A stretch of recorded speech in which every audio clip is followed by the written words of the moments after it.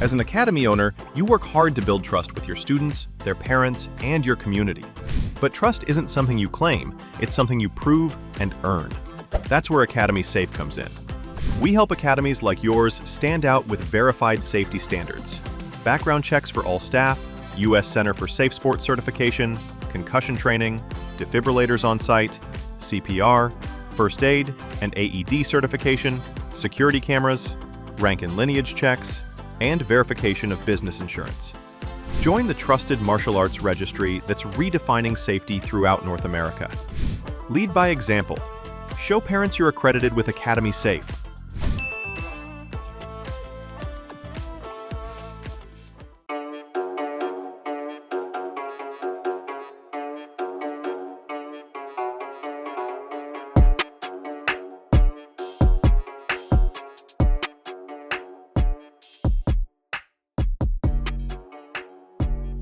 Hello, and welcome to My Empty Hands, a podcast about the martial arts with a focus on Kenpo. As always, I am Reggie Darden, and I am excited to have a previous guest back on with me, Ryan.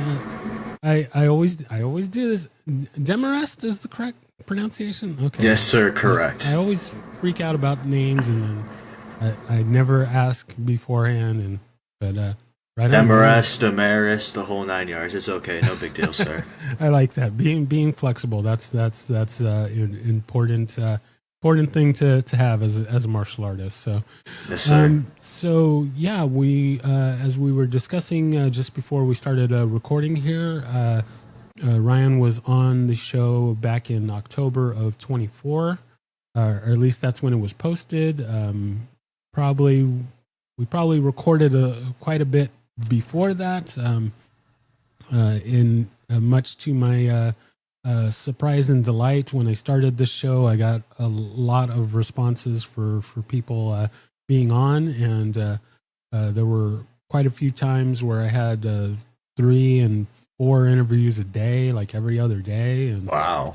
So I had a lot going on, and it kind of seems to be ramping up that way currently. As today, I was a guest on a podcast, and nice. And then I just did another interview before we started recording today. So this is a three podcast day for me, and awesome. I think I have a few more scheduled in the coming weeks. So yeah, I'm going to be busy, but since then, I've upgraded my setup a little bit. I've got a bunch new toys that I probably really don't need, but right on, man. Help it.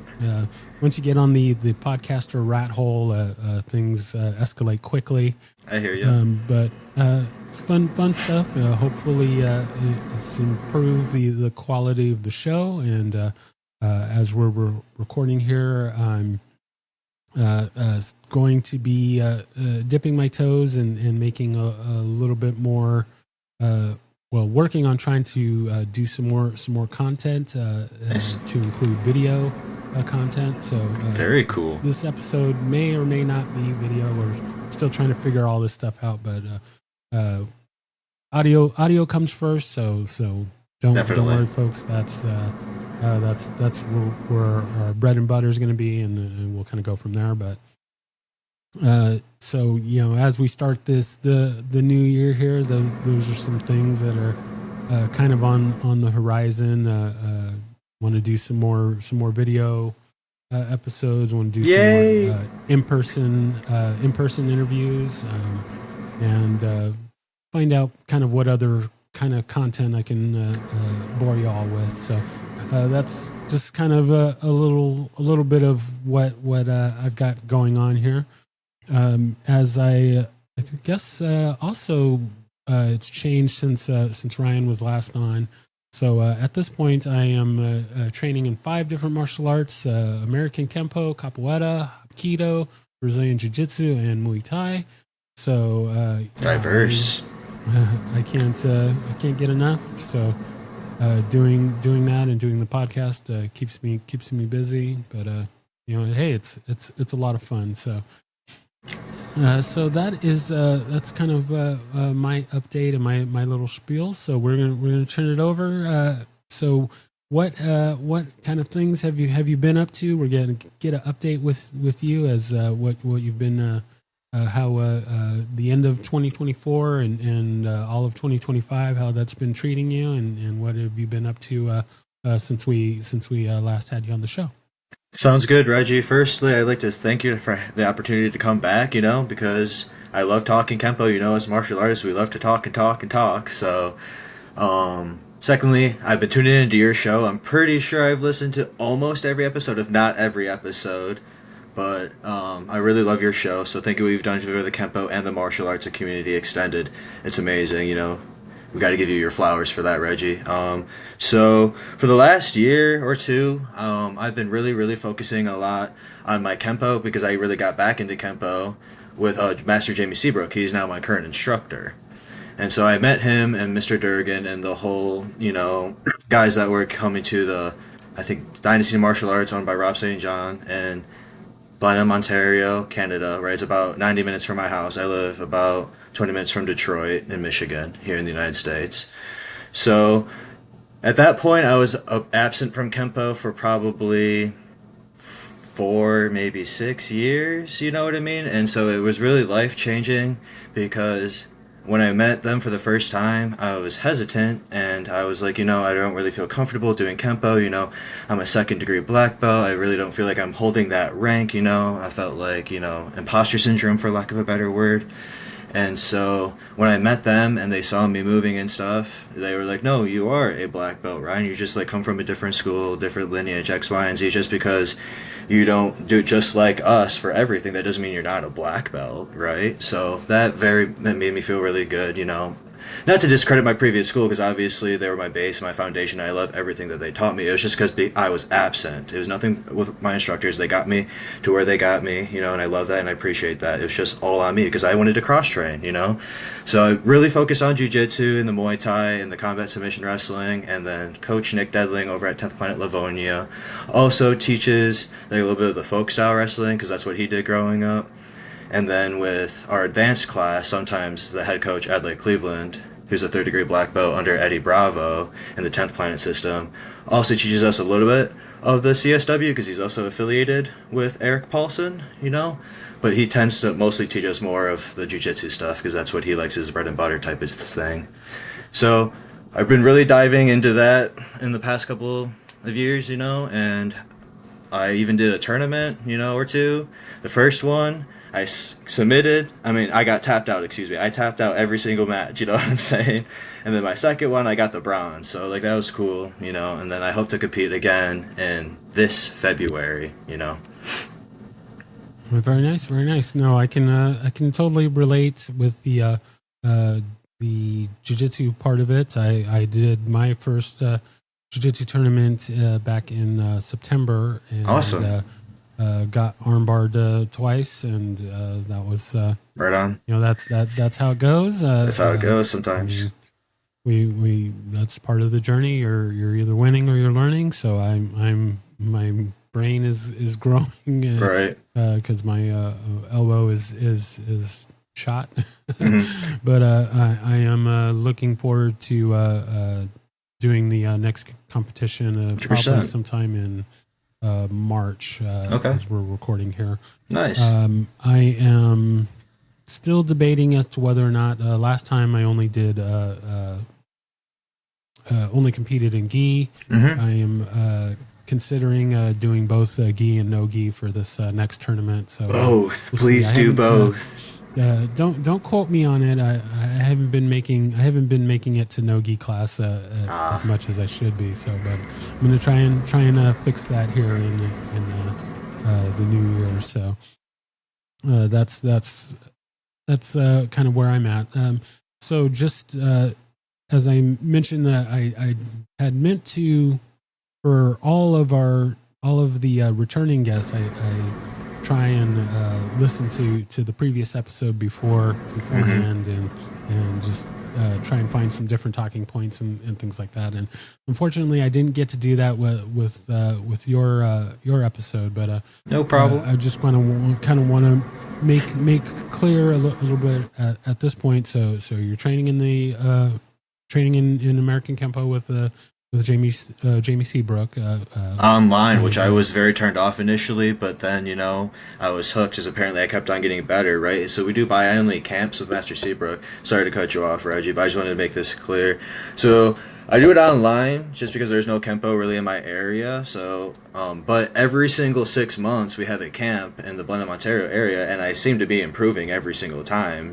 So it seems to work. Oh yeah. Plus the foundation I had before, right? Yeah, no, exactly. I mean, there's definitely remote learning is not something that is to be looked down upon. If anything, COVID and the shutdown really showed how helpful and how useful remote learning can be, and For sure. I'm definitely a big fan of it. I would say not in the sense of okay, you're a brand new day off the street and you're looking at Professor YouTube and I'm not so much a fan of that. Not to say that there isn't any value into that, but you definitely need to have a in-person experience to get the foundations and 100% nuances in the agreed. training. So that's definitely important, and you had that background before getting with Mr. Seabrook. So that's I'm all for that. So I just kind of want to make sure I got the layout of all the systems. So we have the American Kenpo. You're training the Jiu-Jitsu with 10th Planet, and then you mentioned the wrestling part of it, or is it all kind of worn wrapped into the 10th Planet training? So I'm not super familiar. I've heard 10th Planet mentioned a few times, and some of my other guests have done it, but I guess I'm still not super sure on the kind of the breakdown of how they operate. So I don't know if you want to maybe give a little clarity to that. So I believe 10th Planet Jiu-Jitsu was founded in like 2003 by Eddie Bravo. It might have been 2006, but I think it's 2003 because that's when he tapped Hoyler, Gracie, and ADCC and got the third place medal, the first ever non-Brazilian to beat a Brazilian in ADCC. And he was using like mission control, which is the first thing you do in rubber guard, and then he like triangled him basically. And then in the rematch, is very, give or take. And then he was like doing a lot of like the lockdown half guard, which is kind of like a senkaku or a triangle leg lace with your legs when they're in half guard on top of you. And he was doing that a lot. So the 10th Planet system is very unorthodox, and we're known for our guard, our like lockdown half guard, rubber guard specifically. We also play like this pyramid guard in the fundamentals. We also play spider web, which is like the arm bar position. 10th Planet Michigan, we are thankful that our Detroit club also does gi classes on Fridays, because the owner, Tracy Dawson, started in the gi with a Gracie club, and his cousin, Wayne 10, also started with a Gracie club. Tracy is now a first degree under Adley in the 10th Planet system, and I believe Wayne 10 is now second degree in the Gracie system, or some system that does gi and no gi. But we're very thankful because I only think that Long Island and New York does gi, and Michigan and Detroit. You know what I'm saying? Like everywhere else is exclusively no gi to my knowledge. There might be some other ones that do gi too, but sorry if I'm not mentioning y'all. But we're just known for unorthodox stuff. And then also 10th Planet, to get back on that, I feel like in recent years, or maybe in the better half of a decade, to describe it more precisely, is the leg lock game got really big, right? And we like zeroed in on the leg lock game. You know what I'm saying? Especially my school. And Adley brought 10th Planet to the state of Michigan. And when I started jiu-jitsu under Ryan Ferenzi in 2017 when I was 15, he brought jiu-jitsu, Brazilian jiu-jitsu rather, to the state of Michigan. I didn't realize how good I had it at first, right? So I was very inconsistent off and on because I was cross-training in the Taekwondo at the time too. That's another art that I've done. And then I also do the Muay Thai now too, to touch up on that, and I'm going to be testing for an armband apparently for in the summertime for Muay Thai. I'm skipping the beginner belts due to my previous experience, and my instructors think I can do the level 1 tester or something. So that's pretty cool. And Very then nice, very nice. in the fall, Seabrook, Master Jamie Seabrook, has said that he wants me to test for black belt in the 3rd degree, which I'm like, oh my goodness, this is going to be a big year for me, man. Wow, 2026, Very crazy. nice, very nice, very nice. I like it. So, so going back to the 10th planet part of it, so you primarily do no-gi or Nowadays, I'd say yes. Last year in 2024, I cross trained a lot, and at the end of the year, we do like these mock election / awards and stuff at our end of the year party. And I got cross trainer of the year because I even got back into the Filipino martial arts too. I'm an Onta or level 4 high blue belt, whatever you want to call it, under Master Bill Barker. I got that in between my 1st and 2nd degree black belts in American Kenpo guarding martial arts under Kelly and Shelby Perkins. So I like it all. I'm just like you, Reggie. I'm the guy at the buffet. Got to eat all the snacks, all the food, all that. So I'm the cross trainer, man. But Gotcha. yeah, and for the wrestling thing, I know you asked about that, Reggie. So the wrestling, Nick Deadling never went to college. So he is exclusively like a freestyle and folk style wrestler, and he wrestled basically, I like to say, ever since he was in diapers, but I think it's like when he was like 6 or 7 or something, you know. But he's almost 30 now, so it's like he's also a black belt under Adelaide in the 10th Planet Jiu-Jitsu. So he teaches us like traditional wrestling that you would see in a high school wrestling club type of deal, but then we also pull things from Eric Paulson, if you're familiar with who Eric Paulson is, with the combat submission wrestling method and the catch wrestling. Gotcha. I know I've heard the name. I'm still trying to learn kind of the people in the grappling world. I just kind of think back to so we had Kenny Kim come to our school to teach a seminar. Nice. And of course everybody in the school is super excited, and I think I was still within my first 6 months when he first came to the school, and Right on. it's like everybody's excited about Kenny Kim, and I'm like, okay, should I be excited that this guy's coming? And you could definitely tell the difference between the jiu-jitsu people and the non-jiu-jitsu people. Right on. When I talk to any the jiu-jitsu people, they were excited that he was coming, and the non-jiu-jitsu people were like, Right oh, on. who's that guy? Like, okay, that's Right. I mean, I nice. even met Eddie Bravo, so I was like, "Oh my God, Eddie Bravo's coming to town." That's when he promoted Adelaide to 3rd degree. And that's when Nick got promoted to black belt, right? And then Adelaide promoted all the other 10th Planet Michigan black belts to 1st degree, so like Tracy, and Peter Shellnut. Peter Shellnut also does Hapkido, and he's like a 4th degree in that, and like a 1st degree Japanese Jiu-Jitsu. He also does like Kali. He's a great guy, man, the Saginaw guy. And then also Peter down in Florida. So like 10th Planet Michigan, we're strong, and then I'm glad that you're doing the jiu-jitsu now too, because when we first talked, you said you did not want to do it, man.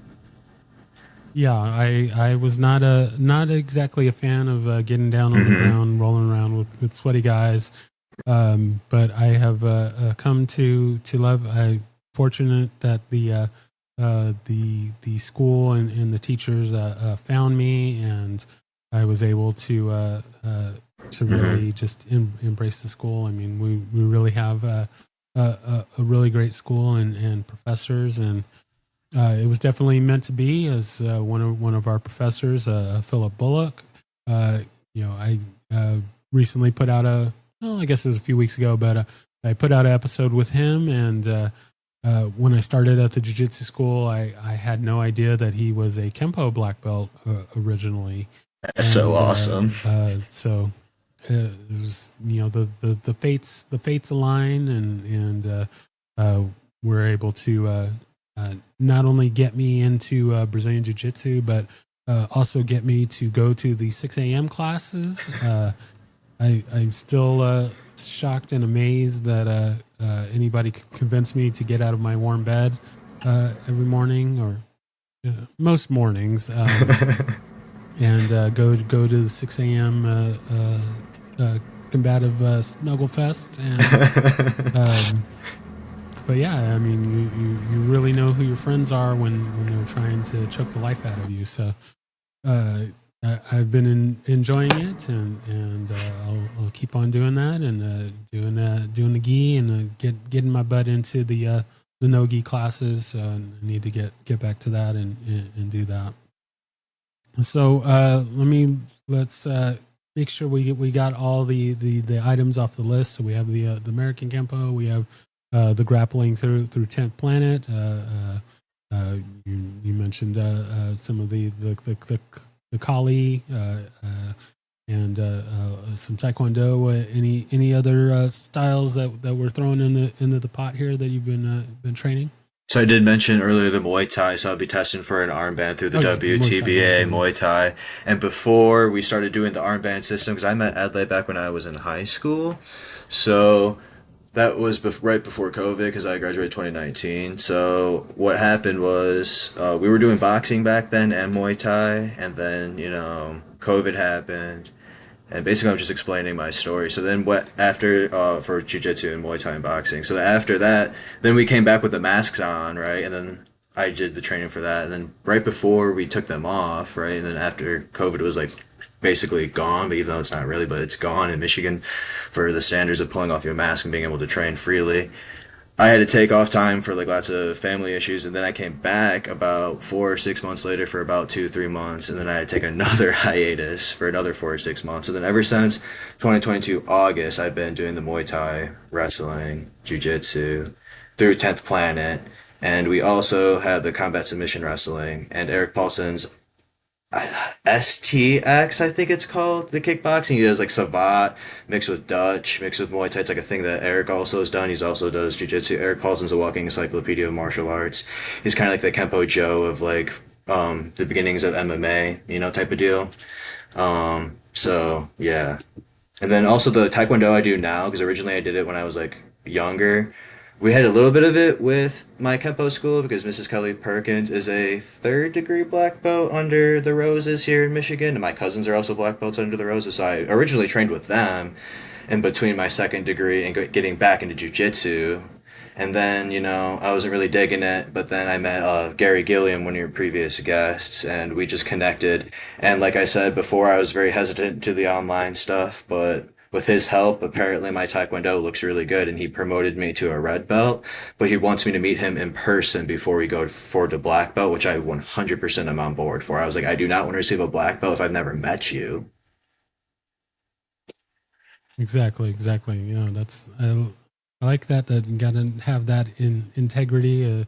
There's a lot of people that are just chasing rank and that sort of thing. So, yeah, it's important to have that integrity and 100% agreed. Just not accept things, really earn it. So that's good. I like that.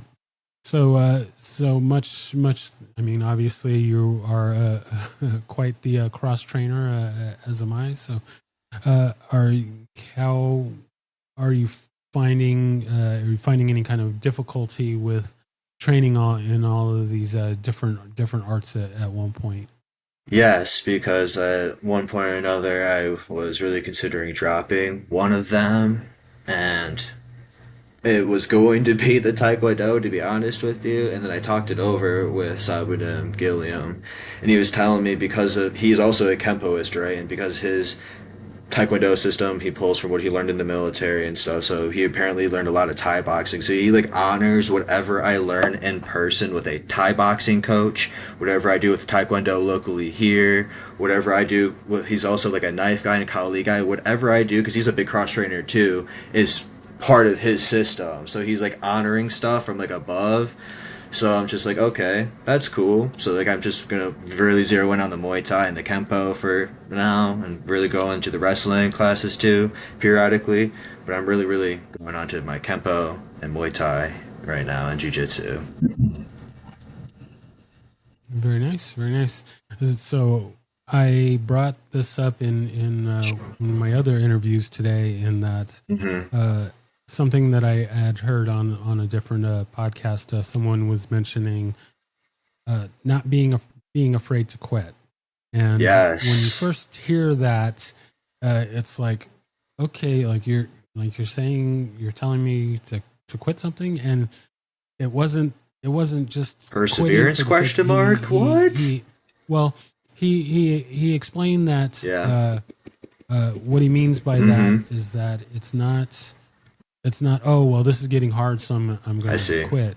He was talking about things like life gets in the way, and Mm-hmm. maybe we can't always train as much as we want to, or there's money or time or whatever the thing is, and we're not quitting because the sake to quit, but if we're not getting what we need, or we're not able to get what we need at that particular time, it's okay to step away from that and then come back to that. So if you have a situation where maybe I should say he also applied this to, if you're at a school or you're with a teacher that's not meeting your needs, that it's okay to say, you know what, this school is not meeting what I need for my training, but for my goals, that it's okay to leave that school and that teacher and find another one, or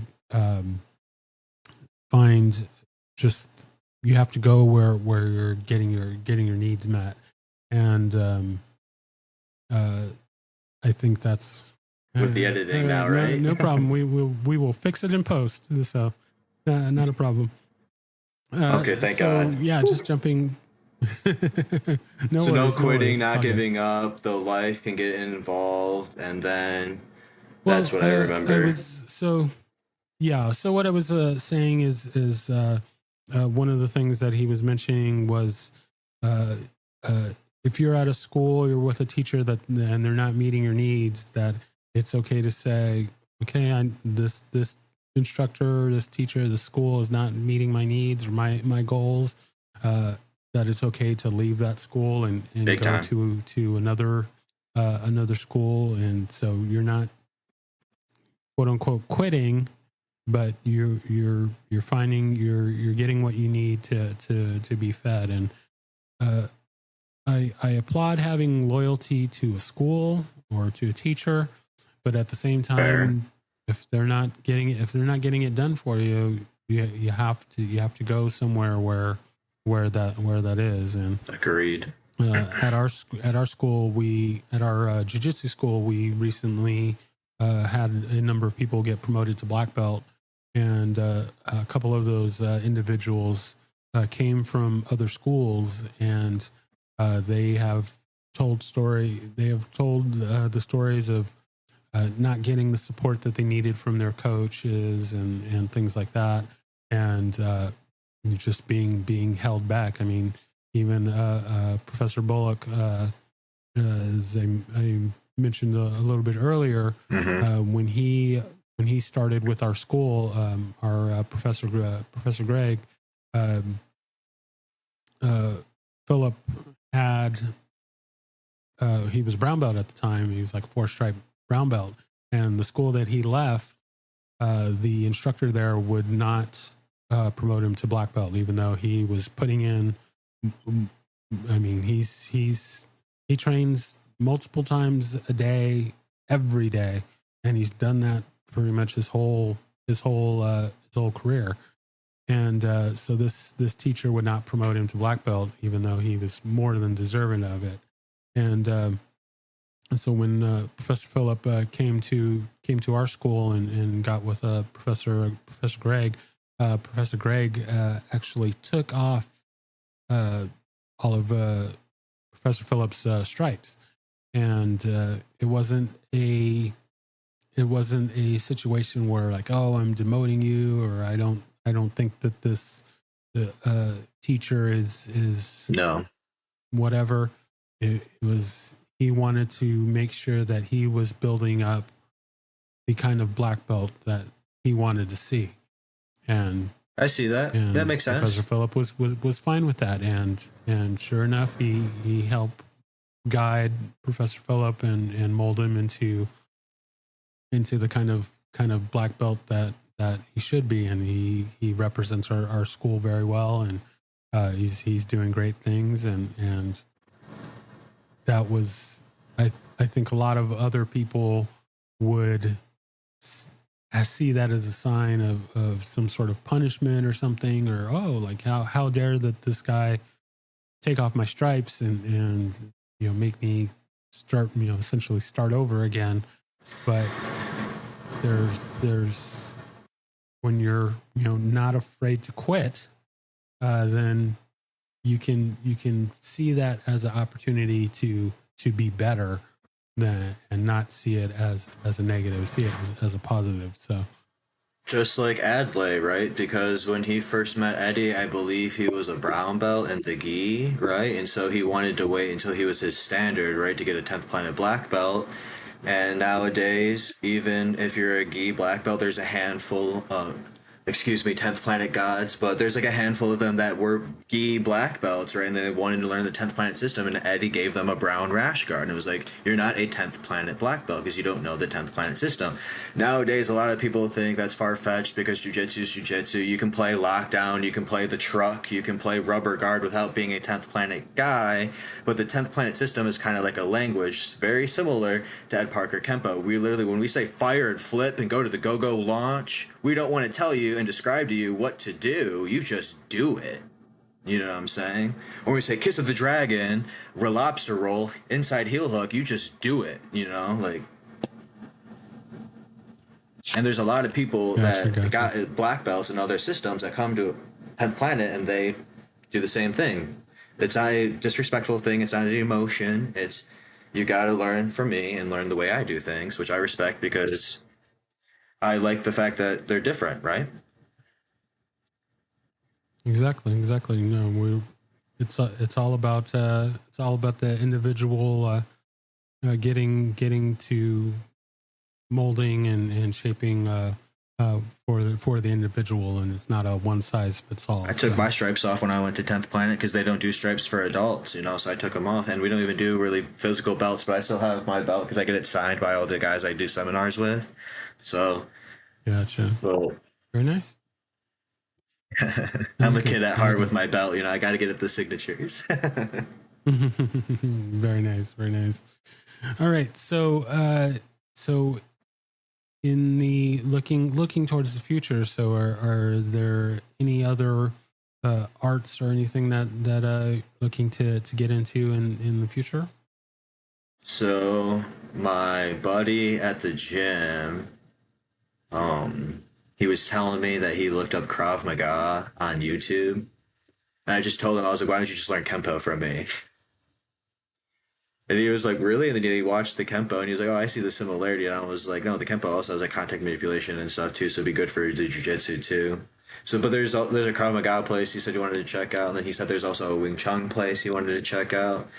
And I said I'd be down for those two arts because, like the trapping is very similar to the freestyle, and I like the Jeet Kune Do stuff or at least the philosophy of Jeet Kune Do from Bruce Lee. So, which arguably, a lot of it's from Ed Parker, but we don't got to get into that right now. An art I would like to do is actually capoeira for real, but I feel like the most local one for me, would be 45 minutes, which isn't too far. It would be hard to do like regularly, you know what I mean? Especially now with Michigan winter. But if I had to really get into one for real again at 2, I would want to do like Modern Arnis under Bill Barker full time, because I do the periodically seminars when Grandmaster Rick and SMP comes to Detroit, or sometimes they go to Windsor. I'm thinking of going to those ones too because it's close. But there's also a Pennsylvania gathering. There's California gatherings. There's camps in Nevada. So I'm also a member of SMP. So I really want to get back into the Modern Arnis. I just, like you were saying earlier, it's hard to afford all these arts, right? Oh, exactly. There's a lot to go into it when you're in a lot of arts and things like that. Maybe Southern Praying Mantis Kung Fu. Oh, excuse me. Sorry, what'd you say?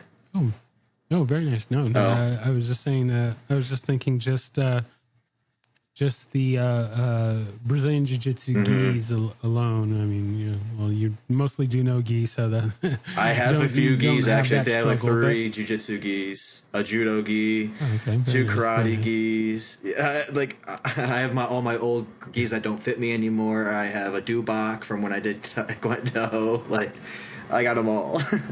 kung fu Well, rash guards aren't cheap either. So I guess lots of rash guards too. Oh my god, dude, so many. Shorts, spats, nice. cups, gloves, everything. Very nice. Yeah, it adds up quick. So, oh yeah, got the nunchucks there. Very nice. I like that. So, I'm not sure if we had asked this before, but so now with all this training and the Kenpo, you're making your step towards getting that third degree.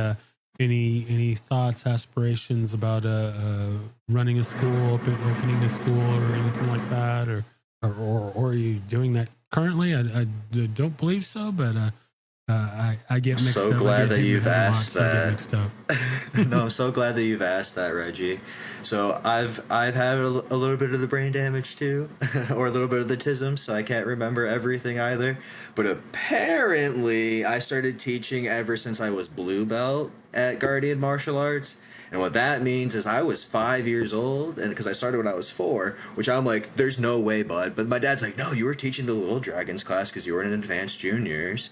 And because, money was tight and stuff, so I taught all these classes, you taught these classes. Essentially, you were going for free because you were teaching ever since you were a kid. And eventually, I remember teaching at green belt, because then that's when I was wearing like the instructor belt, which was like a red belt, the black stripe down the middle. And then once I got my brown belt, I do remember teaching the juniors and the advanced juniors. And then at junior black belt, I was even helping run the brown and black belt classes on Thursday sometimes, but I mostly wanted to be a part of those classes because I would go all the time.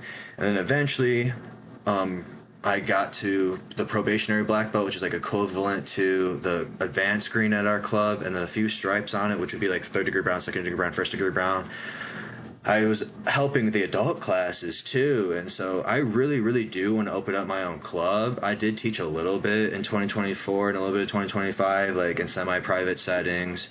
I really like the big classroom group setting, One of my buddies right now really wants to do a solo private lessons with me, and I was like, that's going to be really expensive, to be honest with you. I paid a lot of money for me doing cross training now these days, so I need to give back to myself. Like, I know originally, like, I didn't really pay a lot when I was a kid apparently, but so time in the mat, I kind of want to get my royalties and get what I give back in and stuff.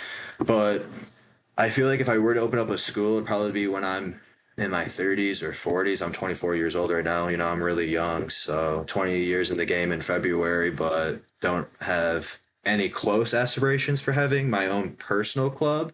But I'm very open to teaching at other people's schools. So for example, at Freedom Academy last year, it's a club in Brighton, Michigan. It's a jiu-jitsu club. There's a guy, my friend Steve, he is boxing for like 40, maybe 50 years. He's almost 60. He's also a referee for over 100 bouts here in the state of Michigan. He taught me boxing. In exchange, the trade-off was I taught him American Kenpo, right? And I taught his girlfriend American Kenpo, and whoever else showed up for the Ryan's Kenpo self-defense class. And so we didn't really get into short form 1, but I did teach them blocking set, and up until checking the storm, so maybe the first 7 or 8 of the yellows. And so I was trying to do short form one time, but then I was like, you know what? It's really hard to do that with like people right now because we didn't really do lots of basics. It was really bad, Reggie, when I was first getting back into teaching, to be honest with you. I've also taught online through the PKKA. That's the Kenpo organization that I'm with currently, the Phase of Combatives Kenpo Alliance. Mr. Todd Durgan is our president. And it was really strange at first to be teaching virtually, because I didn't know really how to do it. But then I just got into a flow state, and eventually everyone really loved it. They said I had very good energy. I was very encouraging at the whole 9 yards. So I do have goals of teaching, because ever since I was a junior black belt, I could even take my plaque off the wall and read it. It says, you have goals to open up your own dojo, and I hope I could see it one day, buddy. But unfortunately, Mr. Perkins passed away a couple of years ago, so he will never be able to see that. But I do want to honor what I told him and honor their lineage and honor Jamie's tutelage and honor everything that I've learned and give back to my community. That's really something I really want to do, because I do want to look forward to my career outside of the martial arts as well, but that's also something I really, really, really want to do. Very nice, very nice. Yeah, no, you gotta manifest it and make it happen, and you're definitely on the right path for doing that. And Thank you, sir. yeah, as far as the teaching aspect, I mean, we all have to start somewhere, and I would say most of us out there don't start off being a awesome teacher and doing everything right, and Boy, it was so hard. there's no worries with that. It's all a part of a learning process, just as you're teaching the students how to do a move. You are also learning how to teach, and 100%. that's something that takes time to do. It's always kind of funny to me how when I do multiple episodes in one day, how certain things just come up in every episode, and so the last interview that I did, someone it was brought up a situation where a friend of mine was coming to me and saying, oh well, I want to teach this class, let me teach the next class. And I gave him the warning that, like, are you sure? There's a little bit more to teaching than just kind of getting up there and showing a move or two. But he was Head on a swivel. So I remember Reggie. So I let him. Oh, you let him do what? Sorry. Go ahead. So I was just trying to add to what you were saying real quick, if you don't mind. Oh yeah. No. Feel free to. So basically, yeah, it's very hard to teach because I remember having my head on a swivel as a 7-year-old brown belt, right? There's white belts here, orange belts here, purple belts here, and then the next class it's advanced juniors, which I should be attending, but there's a lot of kids in class, so my dad and Sensei Chris or my dad and Mr. Perkins need help, so it's like, oh my god, so I had to be running all over the place teaching 5 different things at once. So it's like, oh my God, what's going on? But I actually thrive in that environment when I'm teaching 5 people short form 1 for 3 months. Yeah, that's fun. But I like to go, all right, this guy's learning short form 1, this guy's learning long form 1, this guy's learning short form 3, and then 10 minutes or 20 minutes of that. And then we go into self-defenses, or whatever the cycle is. And we even did weaponry at my school. So because Steve Stewart had us do weapons, Gotcha. Yeah, there's a lot of time management and people management and logistics that have to be worked out when you're teaching. So, but the situation with my friend, so I let him go ahead and lead the class, and right. He started doing his thing, and I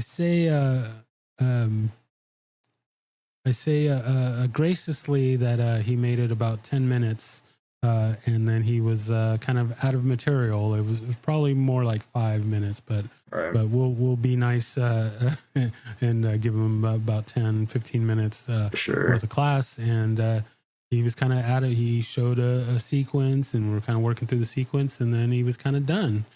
And I'm looking at the clock, and it's like, hey, we still have 50 minutes of class left. You can't be done here. But I didn't say anything or anything like that. But I just kind of nudged my way up to the front of the class, and I was doing kind of some different things and asking questions to try and prompt some more material out of him. And that lasted for a little bit, but then it eventually just ended up with me just running the rest of the class, and that was fine. But that was an example of a situation where, teaching is a little bit harder than it looks. So 100%. I'm glad I've had all those experiences, and basically Kenpo is almost like a second language for me. Now, we didn't do the principles and all that stuff as a little dragon when I was 4, right? And my first time doing short form 1, it was single factor straight line back, right? We have so many belts, I had to do 4 times. I had a test on short form 1. There was single factor backwards, then turning with single factor, then turning with double factor, then turning on the right side and the mirror image side, or the left side, in other words. So I feel like that's also helped me become a better instructor, is because the way I learned was like in very snippets and very like blitzkrieg, like go, go, go, go, go. And so when I was helping the kids, I was like, I was in your shoes. I was here before. Right. So I was very empathetic for the children. And you know how kids are. Mrs. Kelly Perkins would say something, right? The kids would not listen. And then when little Sensei Ryan said something, they would do it. But it's the exact same thing, right? And then the whole material thing, one time I froze during our PKKA seminar online when I was teaching Master Key Technique Leaping Crane and how to use it with jiu-jitsu attributes and how like a rear naked choke instead of the elbow sandwich at the end. And then eventually I got to the point where I had to steal material from Bruce and Chuck Upperson, and I had to, do Kenpo Kaoli, and I gave the, credit to where credit's due and said that it's their stuff, not mine. And then eventually I had to go, okay, now we're just going to do family groupings into hugging pendulum because it's the same thing. And now we're going to do gathering clouds because, I was running out of material, and this was only like 20-25 minutes, right? Yeah, you have to get that time management, and you have to have your material and got to prepare. Even though I'm very bad at preparing, that's something that's got to be done. So I'm on both sides of the coin. I had really good strides and really iffy ones, right? Yeah, it's a up and down. It's a ebb and flow. That's part of the journey. Yes, sir.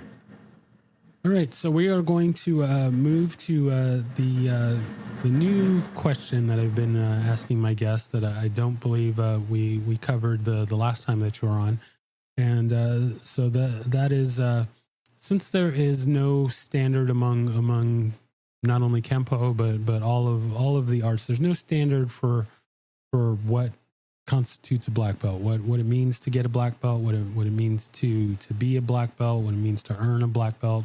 All of these kind of things, I decided that I wanted to start asking my guests in their own interpretation about what it means to be a black belt, what it means to earn a black belt, and that sort of thing. And so just kind of, there's no right or wrong answers, obviously, because this is a very kind of personal thing. But just kind of what's your thoughts and take around being a black belt?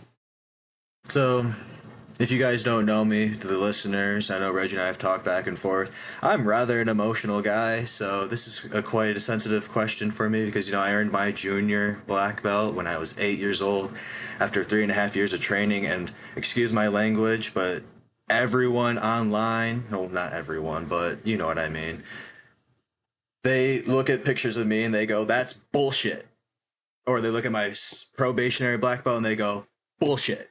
Excuse my language, but it like literally makes me want to cry because I put so much mat time, so much contribution, so much effort to mastering the basics. And that's basically my equivalent of a black belt is mastery of the basics because, if you look back at the ranks and stuff, when it came into it, obviously it was white and black and karate. And then when the judo belt system got adopted, the Q ranks, for example, or the GUP ranks in Korea, right? It starts at 10 or whatever number, right? Because it's -10 or whatever. And then you work your way up to level 0, Shodan, black belt. That's the beginning. Master Seabrook tells me that it's like getting your driver's license and never driving. So it's like a black belt is just a master of the basics in most martial arts, I would say. Now, in American Kenpo, I'd probably say it's a little bit more than that because most black belts, if they do the 24 technique system, have like purple belt extensions and long form 5 and lots of teaching experience to get up to black belt and the staff set. But they do the 16 technique system. They're doing at least the base moves, right? So like I think that's a high standard. And then like in BJJ, like that's basically where if you're like a high level competitor, right, and you're like tapping out people at IBJJF or ADCC or EBI or combat jiu-jitsu, whatever, and you're beating black belts, that's a black belt, right? And then like or in the instructor route, you can be an instructor in BJJ, right? That's where the red bar comes in, right? And so I think there's different paths for different people, you know what I'm saying? So it's very hard to say what a black belt is. But this is my biggest issue with a black belt, though, and the standard of a black belt. I'm not going to just point fingers. I'm just going to say Taekwondo. I've done Taekwondo. Taekwondo people, please don't attack me. But it's notoriously known to give little children like third degree or fourth degree black belts in Taekwondo, right? Especially the American Taekwondo. Now, obviously, Reina Vallandingham, the girl who played Zara Malik in Cobra Kai, she's an adult, right? But she got her black belt when she was like literally a child, and it was a first degree black belt. Now, she's highly skilled, right? But it's a very hard question to like say, should you put an age on it? Should be a skill standard? You know what I'm saying? Maybe there should be a curriculum, right? And if you can just hit all the boxes in a curriculum, sure. But jiu-jitsu says that's not relevant unless you do Gracie jiu-jitsu. But it's like, it's so complicated. What is a black belt, Reggie? I can't really answer that, man. Because it's a standard from your coach, right? And a master of the basics, basically. And a new beginning. Gotcha. Yeah, no, I'm with you there. Yeah, that's why I ask it, and because there's no right or wrong answers. Everyone has their own interpretation. Right.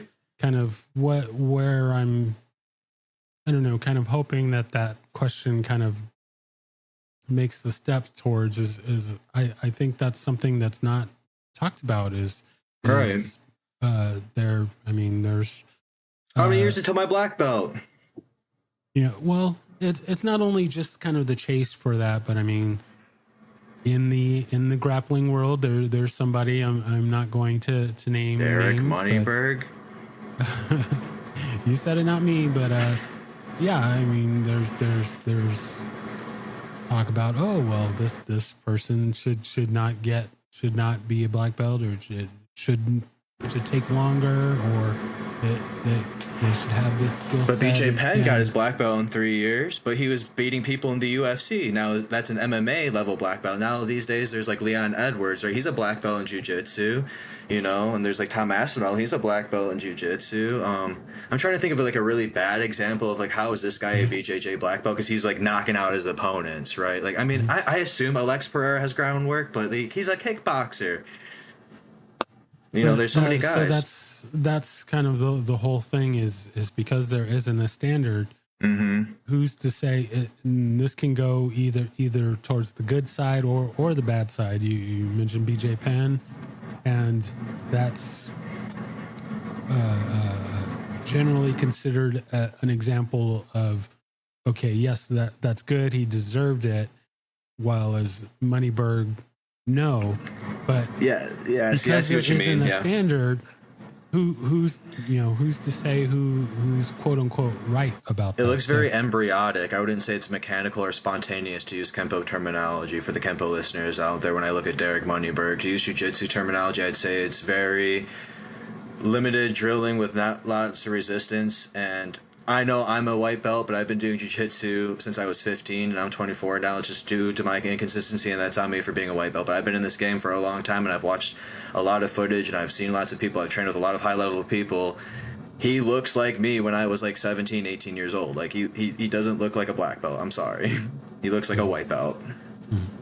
And so that's with my asking that question to my guest.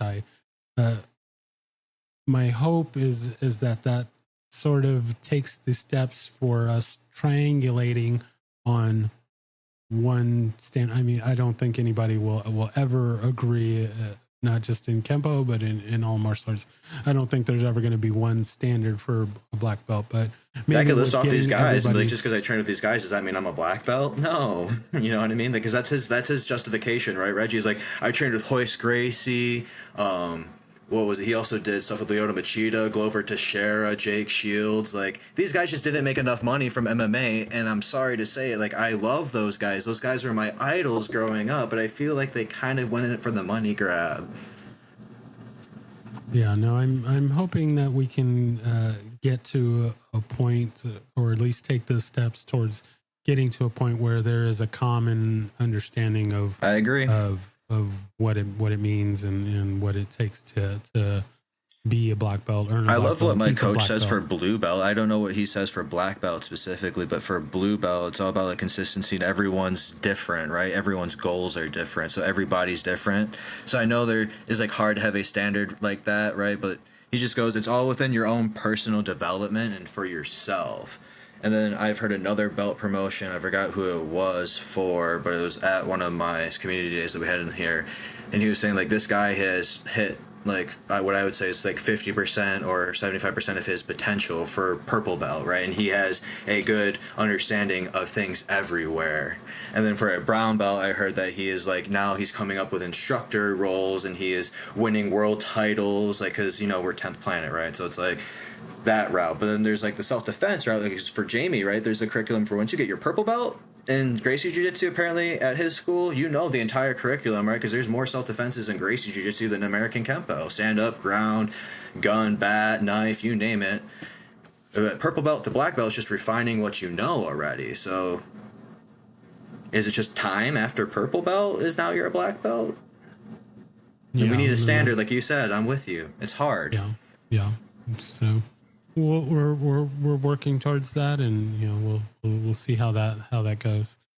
All right, so we are going to move into our lightning round here. We did this. Pretty sure we did this on our original episode, but we did. My answers probably have changed because they'll probably change tomorrow. And that's kind of one of the reasons why I wanted to go ahead and do this. So here we go. So first question, do you have a favorite technique? So I think I originally said like raking mace with the extension, but that's just because I only learned it on YouTube. I've never actually drilled that on a body. So now I feel like to answer the question more legitimately, I have to say it's something I've done on a body before. So like obviously, you know, like the 5 swords, you know, thundering hammers, the Kenpo all-star techniques, like you say. But right now, and probably the answer I say most frequently, is the backbreaker. And then in jiu-jitsu, I like rear triangles off the back. I like wrist locks. I like ankle locks. I'm a dirty little white belt. In modern art nice, I like sombrada patterns, and I like passovers, and I like stick and knife work. I like empty hand stuff. Wrestling, I like treetop singles. I'm just giving out my whole game plan. If anyone wants to fight me MMA, watch this podcast. Hey, that's how you get. That's how you sidekicks. Very nice. Very nice. I like it. All right. Next question. Do you have a favorite form and or set? I've never learned long form 5, and I know I said that originally, and I know I said finger set for and I like finger set 2 now, the way Master Seabrook has showed me. I need to drill it more often to make sure I have better mastery, because the way I learned it was more WKKA, and his is, I believe, LTKKA or more Huck info. I'm not sure exactly, but there's little differences in the footwork patterns. But I also like coordination set. Yeah. All right. Very good. Very good. I like it. Long form 5 is probably still my favorite, even though I've never learned it. But of the ones I did learn, really weird. I know you got to learn Kenpo in a linear fashion, but in an international class, we learned long form 6 last year, and I really like 6. I feel confident in probably 10 or 11 out of 13 on both sides, minus the ending isolation, you know. And then in long form 4, because my previous school didn't teach me long form 4, as of this recording on the 4th of January, I know half of that, and I really like that one too. So it's very hard to pick a favorite, right? But I really like takedowns in jiu-jitsu, so maybe 5, right? Very nice. No, I'm right there with you. I had the chance to be in a seminar with Sabora Chan a few months back, and we were working on Form 7, and wow. It was, he started off and he's like, okay, we're going to do Form 7, and I'm thinking, you do realize that is way above my pay grade, so to speak. But well, actually, Jamie did Form 7 too. It's part of the learning experience. I mean, yes. It doesn't necessarily mean. I mean, obviously, in one seminar, we're not going to master Form 7, but it's important to be able to engage your brain and your body to do things that maybe it's not okay. It's not in the specific time frame of your training. I mean, we have. I'm a green belt and I'm learning form. You know, a high black belt form, but it's. There's nothing wrong with that. It's important to be able to be exposed to all of these different things, so that when it does come my time to kind of quote unquote learn it for real, then I'm having that exposure to it is going to help. So nothing wrong with that. It actually reminds me, Reggie, last April in 24, I believe Master Jamie Seabrook did go over long form 7, and his rationale was the first move, I think, is 7 storms, right? Or with 7 swords, 7 storms, right? Because it's 5 swords, right, with the sticks. And then reversing storm is just reversing mace. And then repeating mace is repeating the storms, flashing storm, flashing mace. So if you're like a green belt, brown belt, you can maybe get it, but it's just with sticks, right? So it's a little modification, it's just an extension of yourself, right? That's the whole point of having the club. But I do like what you say, that once the time comes, now you're familiar with it, and so now you'll be good with it when the time comes. Exactly. All right, next question. Do you have a favorite weapon? Ooh, favorite weapon. Do I say a club or a stick? Do I say nunchucks? I learned Uwara forms. I learned bow forms. I learned Kama forms. I learned a saber form. That's a very tough question. Very, very oddball choice. You know Nightwing with his Eskrima sticks with the tasers? Yeah. There we go. Nice. I like it. All right. Next question. If there's anyone that you could train with, living or dead, fictional or non-fictional, besides Ed Parker, who would that be? I know I said Ed Parker and Johnny Lawrence originally, so Michael Jai White is one of my influences. He's still alive. Jason David Frank, the Power Rangers, got me into the martial arts growing up, so I would like to go train Jason David Frank, and he's deceased. Austin St. John, the original Red Ranger, is still alive. That would be cool to train with him. Let's see. My father used to train. He doesn't train anymore. Mr. Perkins has passed. I am very blessed with the guys I train with regularly. My team at 10th Planet Livonia, 10th Planet Detroit, 10th Planet Royal Oak, Saginaw. I even go to Grand Rapids sometimes. I really love everyone, love my classmates at Seabrook Martial Arts Academy. I'm very blessed with everyone, so it's very hard to pick, but those legends I mentioned earlier, for sure. Great answer. I like it. You. All right. Yeah, we'll definitely have to make that happen. Yeah, sorry, I forgot about that, Reggie. That's okay. It's an honor to be nominated. All right. So then the final question there, what is something that either always motivates you to train, or what is something that you'd like to put out there for others to motivate them to train?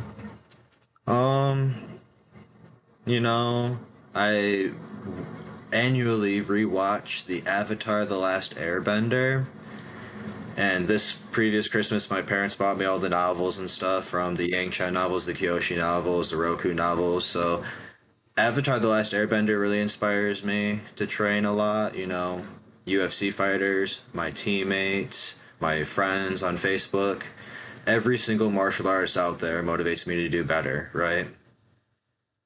So I feel like everyone. Perfect. All right, so we are at our very final piece of business for today, and that is the shameless self-promotion. So feel free to plug anything that you'd like, or if there's anything that we didn't mention that you wanted to make sure to get out there, you now have the floor, and then we'll close out from there. If you're ever in Livonia, Michigan, or the Detroit metro area, or any of the 10th planets I mentioned earlier, please come by and train with us. If you're a black belt or above, or a serious brown belt, and you don't have an instructor currently, maybe reach out to Master Jamie Seabrook. Maybe he's the guy for you. I've worked with a lot of Kenpo guys, and I love them all, but right now he's my guy right now. We have a camp scheduled for April already, and a camp scheduled for September already of this year. And then for my SMP, our Nice group, I believe when Grandmaster Rick Ming Leong, who got promoted directly under the Preyas brothers, will be in town again in October of 2026, and that will be in Gibraltar or Metro Detroit area. We also have some camps planned for Pennsylvania, I believe, soon. The time of the recording now is January, so I'm not sure. Follow me on Instagram at RedSensei10P. Find me on Facebook at Ryan Demarest. If you do martial arts, I'll probably accept your friend request. If you want to learn from me, I'm down to do seminars. I know I'm only 24 and I'm a little knucklehead that has brain damage because of combat sports, but I do have a lot to offer. I've been teaching since I was 5, apparently, and I really miss it, and I really wanted to get back into the instructor role. So if you ever want me to come out to your club, maybe I can just do a class with you, do a seminar with you. Then maybe down the line when friendship grows and stuff, maybe then that's when I can do a seminar. I'm very flexible, very open and willing to learn more from everyone. So please just reach out and, please come train with me at 10th Planet Livonia for Muay Thai, Wrestling, Jiu-Jitsu under Adelaide Cleveland, Nick Dadling, and like I said earlier, if you want to do Kenpo with Jamie Seabrook, I think it would be a really good opportunity for people to elevate their Kenpo to the next game, despite not being able to have access to a, club in person. It's worked for me. It might work for you. And please join SMP. Fantastic. I like it. Very, very well said.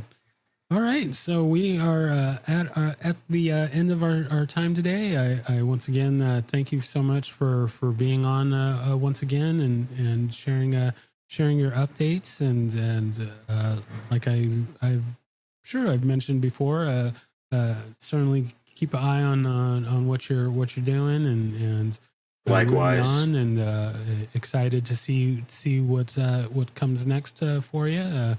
Any way that we can, myself and the listeners can help you get ready for that third degree. We're going to be behind you, rooting you on, and whatever we can do to get you there. We'll definitely be in your corner. So. Just again, thank you so much for everything that you're doing, and thank you again for being on. And until the next time, we'll keep training and keep getting it done. Thank you, Reggie. Real quick, I might venture out into MMA too. I forgot to answer that. That might be another martial art I want to do, is combine all my skills too, right? And do MMA too. But that's once I get my blue armband in Muay Thai, the blue belt in Jiu-Jitsu, and then probably after 3rd degree in Kenpo. But, I'm always rooting for you too, Reggie. Thank you for having me. And I think it's time to close out. Thank you, sir. Thank you. Thank you for listening to My Empty Hands. If you enjoyed the show, please share it with a friend. If you didn't enjoy it, please share it with an enemy. If you'd like to be a guest, or if you would like to recommend a guest for the show, please email me at podcast@talkingkenpo.com. Thank you.